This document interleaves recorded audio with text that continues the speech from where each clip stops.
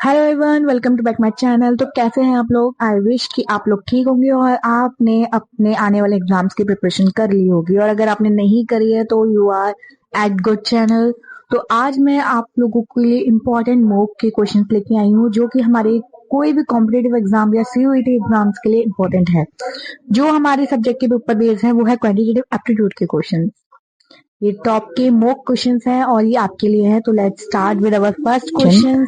What is the LCM of 12 and 13? हमारे पास इतना time नहीं होता है कि हम कॉम्पिटेटिव एग्जाम्स में हम पीवाईक्यूज हमें दिए होते हैं और हम उस टाइम पे हम ये सब चीजें सॉल्व करें। तो मैं आपको शॉर्टकट मेथड से इस वक्त समझाऊंगी कि आपको अपने माइंड में या उस टाइम पे जल्दी से जल्दी चीजें कैसे सॉल्व करनी है और एमसीक्यूज पे टिक करना है। ठीक है, तो हमसे अगर क्वेश्चन में उस वक्त आपसे ये पूछा जाए या आपको चार क्वेश्चन दिए जाए, चार ऑप्शन दिए जाए कि what is the LCM of 12 and 13। अब इसमें चार ऑप्शन दिए गए हैं, अब आपको नहीं पता कि उन ऑप्शंस में से कौन सा आंसर है।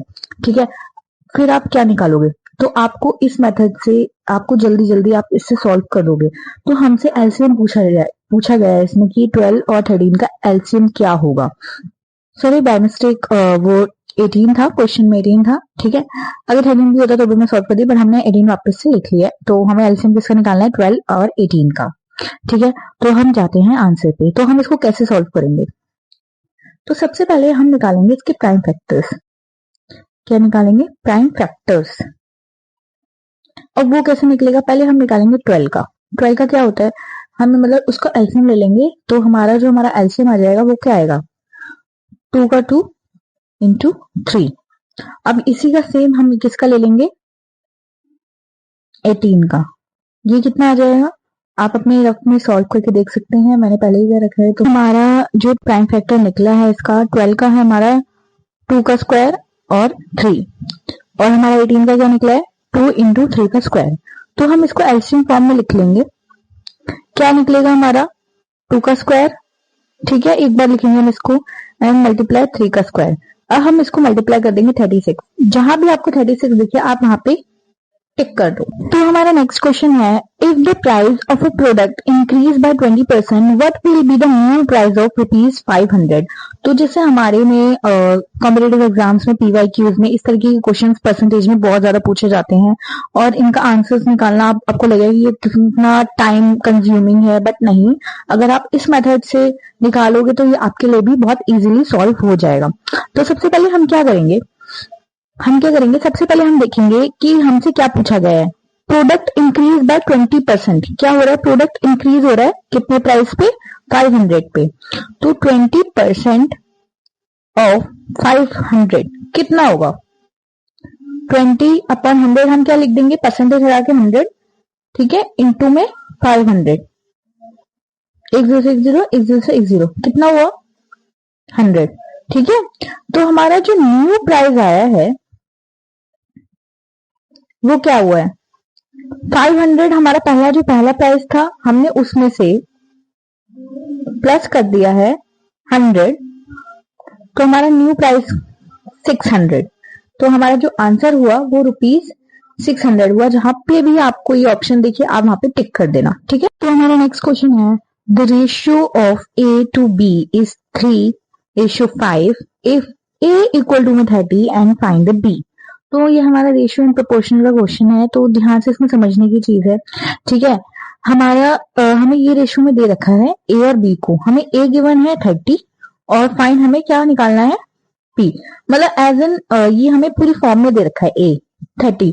इसका मतलब है 3 पार्ट्स। ठीक है, कैसे? क्योंकि थ्री मीन 3 पार्ट्स में वो डिवाइड है। ठीक है, तो वो है हमारा क्या? 30। और एक पार्ट क्या कहलाता है हमारा? ऑब्वियसली 10। तो हमें बी पार्ट हमें क्या दे रखा है? बी पार्ट हमें दे रखा है 5। तो हम 5 को क्या ऐसा कर दें जो हमारा इसका आंसर निकल जाए? इसको हम किससे मल्टीप्लाई कर देंगे? 10 से। तो क्या आ जाएगा? 50। तो हमारा बी क्या हुआ? 30:50, मतलब हमारा 50 आंसर आ जाएगा हमारा बी। ठीक है, तो हमारा नेक्स्ट क्वेश्चन है सिंपल इंटरेस्ट के बेस पे। तो क्या पूछा गया है? Find the simple interest on ₹1000 at 10% per annum for 2 years। इसमें कुछ नहीं करना, इसमें आपको सिर्फ फॉर्मूला याद होना चाहिए। ठीक है, तो हमारा सिंपल इंटरेस्ट का फॉर्मूला क्या होता है, ये आपने पहले भी पढ़ा हुआ है अपने स्कूल के टाइम पे।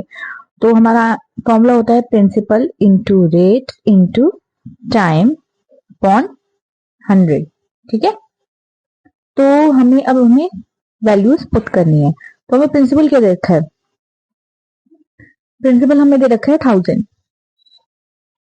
ठीक है, और हमें रेट क्या दे रखा है, किस रेट पे दे रखा है, 10% पे, 10%। ठीक है, इंटू 10। टाइम क्या दे रखा है हमें, 2 years अपॉन 100। अब हम जब इसको सॉल्व करेंगे तो हमारा क्या आ जाएगा, 200।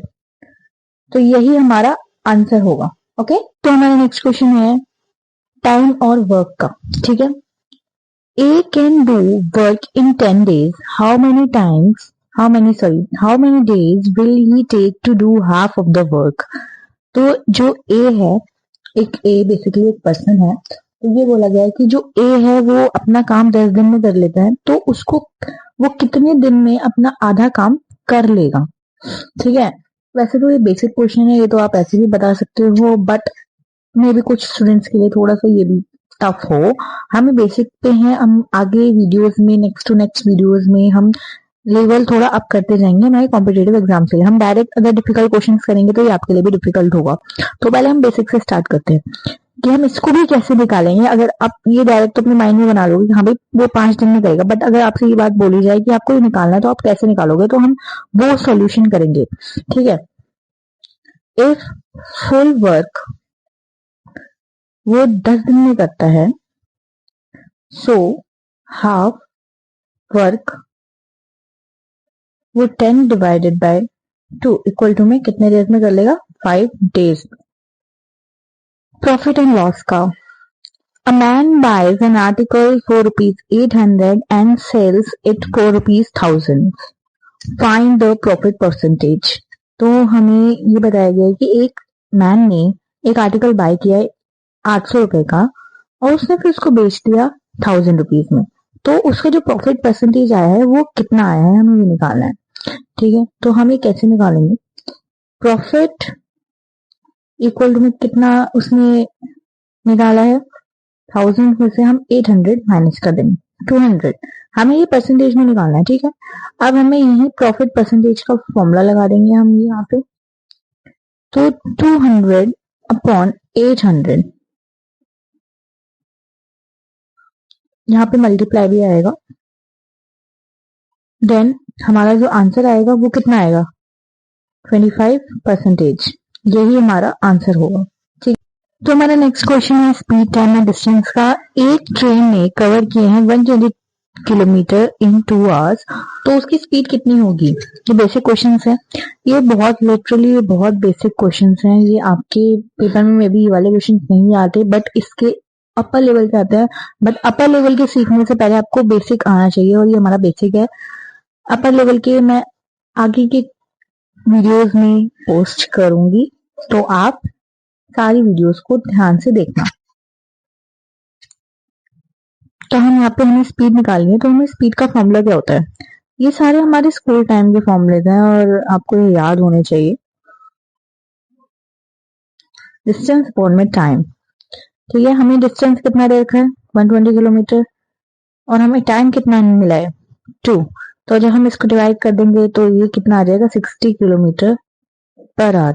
आपको पीछे के ये भी देखने हैं, अगर क्योंकि कभी कभी ऑप्शंस में ये होता है कि 60 दो जगह दे रखा है, बट किलोमीटर पर आवर इसके साथ कुछ और दे दिया हो पीछे की, तो आप उस पर टिक कर दो, आपका आंसर गलत हो जाएगा निकालने के बाद भी। तो आपको ये ध्यान रखना है कि पीछे क्या आता है। ठीक है, और वीडियोस के लिए आप मुझे फॉलो करो, सब्सक्राइब करो, और कोई भी डाउट हो आप कमेंट सेक्शन में पूछ सकते हो, I will clear your doubt.